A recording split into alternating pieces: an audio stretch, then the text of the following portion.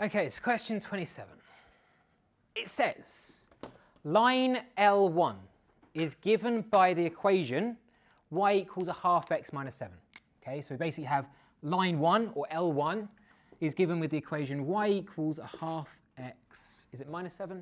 Yeah. So, quick question then, what is the gradient and what is the y-intercept? What's the gradient of this line? Good. So the gradient is a half, and what's the y-intercept?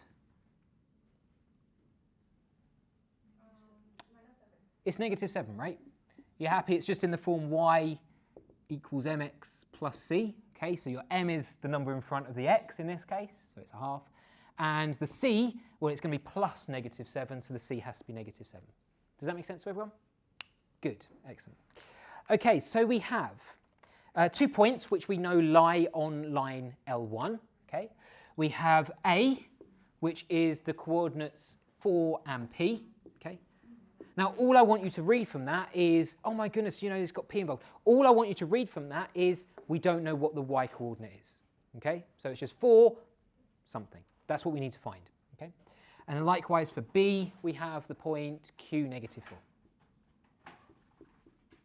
So our first task is to find the values of P and Q. How could we do that?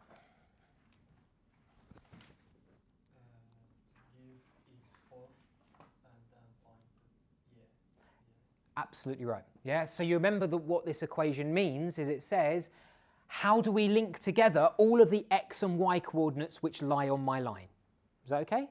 So we basically say that all of the y coordinates are given by taking the x coordinate, halving it, and then subtracting 7. Is that okay? Okay. So we have an x coordinate here. We have x equals 4. Okay. And our y coordinate we don't know, it's p. So therefore, we know that P must be equal to a half times by 4 minus 7. Megan, what did you get if you did a half times 4 take away 7?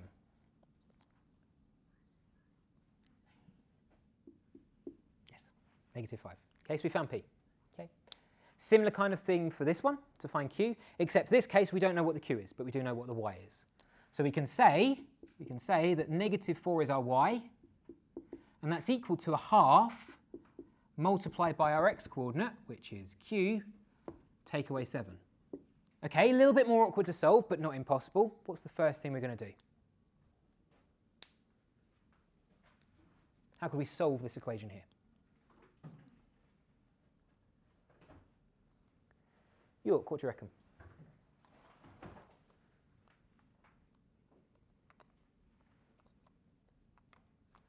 Tiffany.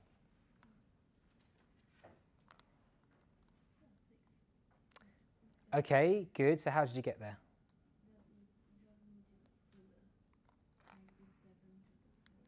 Good. So you want to get rid of the 7 first, the negative 7 first. What's the opposite of taking away 7? So that's what we're going to do to both sides. So let's tidy it up first. What's negative 4 plus 7? 3. So we're just left with a half q on the right-hand side because negative 7 plus 7, 0. Okay. What's the next thing we're going to do?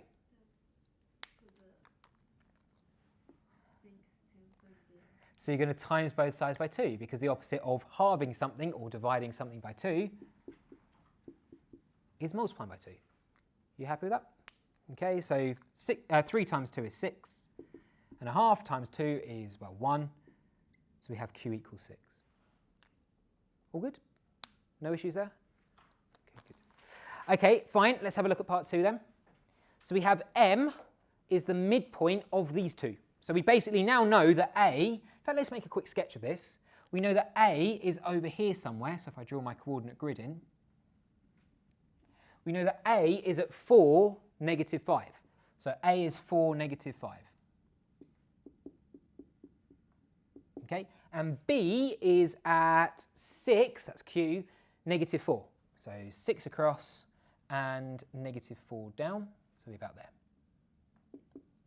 Now obviously my graph here is not super accurate, but it doesn't need to be. I just need to get the main points across. I need to get the gist of what's happening here. Okay, as long as it's roughly in the right coordinates, the right sort of section of the graph, and as long as they're roughly in relation to each other in the right position, that's enough here. So basically, if I was going to draw a line between these 2 points, I would have the segment AB, okay? And I need to find the coordinates of M, which is the midpoint of AB. That's what I'm after. I'm after M, which is there, okay? Any ideas for how to do that? Okay, good. What do we reckon? Excellent. Y1 plus Y2 divided by 2. Perfect. So you're just quoting me the formula for the midpoint, okay? Now, if you couldn't remember the formula for midpoint, you could always try drawing in your right-angled triangle and then just thinking, okay, it's just the halfway point between 4 and 6 and the halfway point between -5 and -4. That works as well. But I'm going to go with the formula, okay? It's just the average of the 2 x coordinates, the average of the 2 y coordinates. So 4 plus 6 over 2, and then you have -5 plus -4 divided by 2. Okay, so hopefully you get the coordinates of M.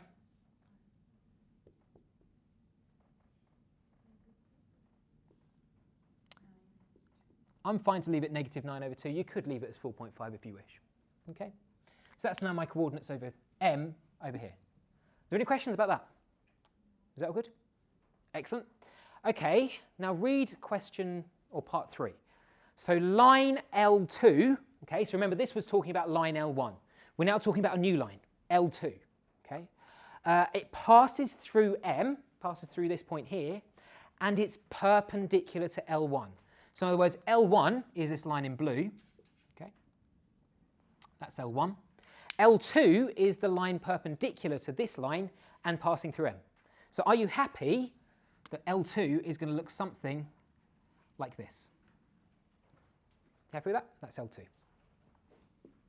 Okay, so we're seeing the word perpendicular there.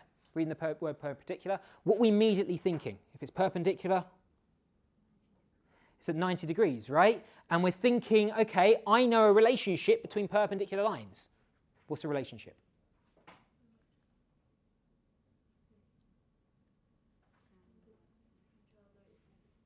Good, so the gradients are perpendicular to each other. In other words, if you multiply the gradients together, you get -1, okay? Good, so we're asked to find the equation of line L2, okay? Don't worry about the form at the moment. We'll worry about that in just a second. But let's think about this.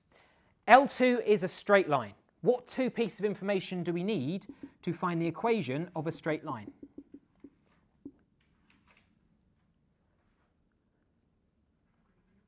Good. Need a gradient. What's the other piece of information? Good. Y-intercept would be great if we get it. If we don't have the y-intercept, could we have something else? Yeah, just a point which lies on the line. Okay. So, okay. Do we have a point which lies on the line?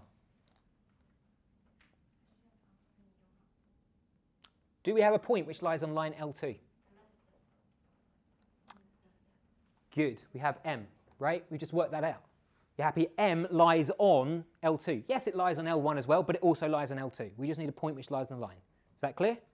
So we can use M, which is at 5, -9 over 2. Okay, do we have a gradient?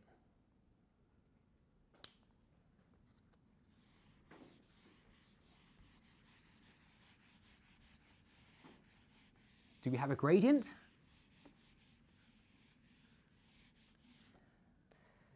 Yes, I've just rubbed it off. We have a gradient of L1. Okay, we have a gradient of L1, that's a half. Okay, that was given in the question because the gradient, the equation was y equals a half x minus 7. Good.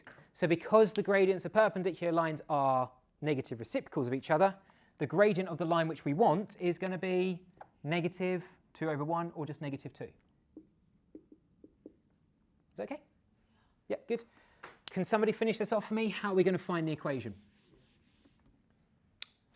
Go on then.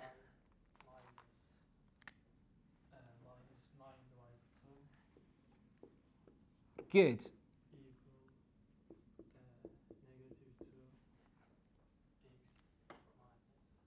Good. I would definitely agree with that. Okay.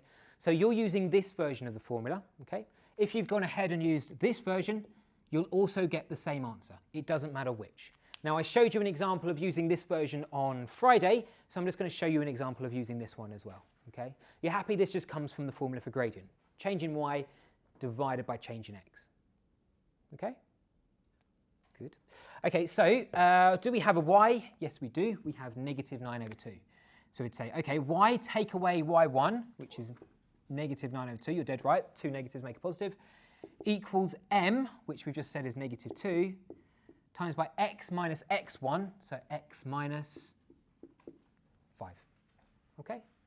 So therefore, if you do a bit of algebra with this, you get y, dead right, Bataclan, is plus.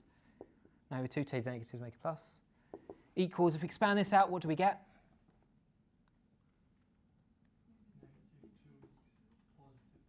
Good, plus 10. Okay.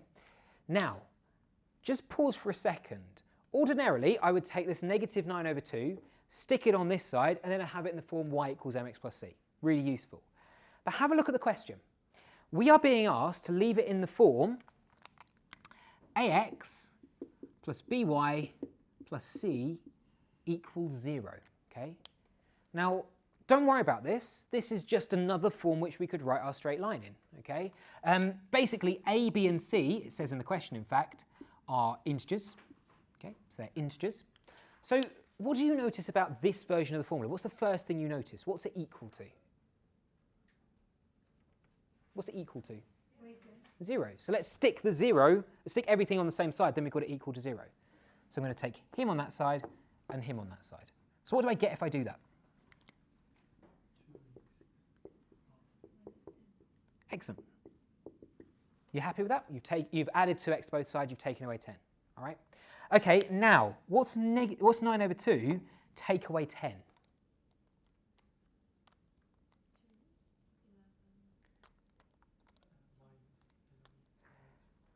Yeah, good. Negative 11 over 2, exactly. Yeah, negative 11 over 2.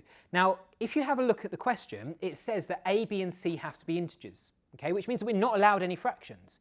Could you handle the fractions now? Because, I mean, plussing 9 over 2 and taking away 10, it's like, it's possible, but it takes a little bit of work. Could we deal with the fractions now?